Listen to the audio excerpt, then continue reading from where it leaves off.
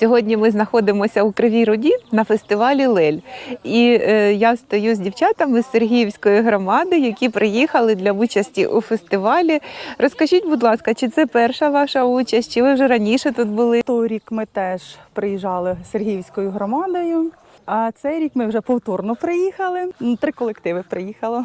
Стояла дівчина